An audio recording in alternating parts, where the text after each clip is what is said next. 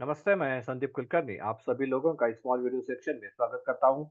आज हम बात करने जा रहे हैं इनॉकुलेशन साइट्स के बारे में।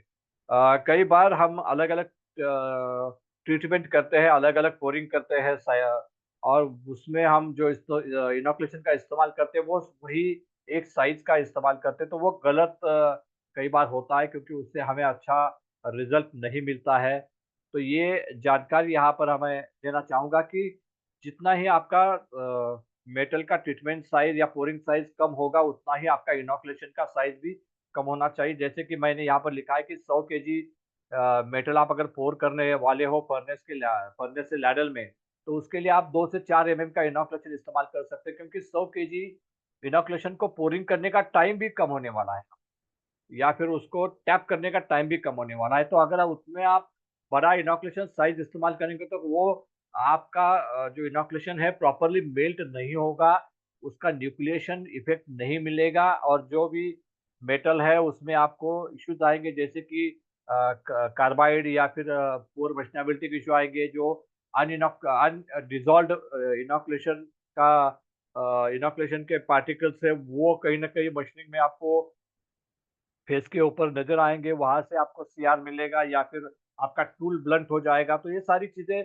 मुश्किलात आपको बढ़ती हुई नज़र आएँगी अगर आपने बड़ा वाला इनॉकुलेशन साइज़ इस्तेमाल किया छोटे पोरिंग साइज़ के लिए।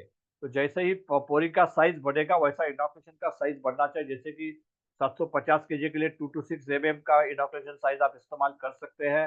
ये एक सिर्फ़ गाइडलाइन है, ये आपके प्रैक्टिस के ऊपर डिपेंड करता है, आपके कास्टिंग के ऊपर भी काफ़ी हद तक डिपेंड करता है, आपके बोरिंग प्रैक्टिस के ऊपर डिपेंड करता है। लेकिन एक as a guideline, as a thumb rule आप बात कर सकते हैं कि जैसे आपका मेटल का पोरिंग का साइज़ बढ़ेगा, वॉल्यूम बढ़ेगा, उसके हिसाब से आपको इनॉकुलेशन के साइज़ में थोड़ी तब्दीली करनी पड़ेगी। साइज़ को बढ़ाना पड़ेगा, जैसे आपका मेटल का साइज़ बढ़ेगा, जैसे मेटल का साइज़ कम होगा, आपका इनॉकुलेशन का साइज़ थोड़ा कम होना चाहिए या छोटा होना चाहिए। तो ये एक अहम बात है, आप ज़रूर ध्यान में रखिएगा।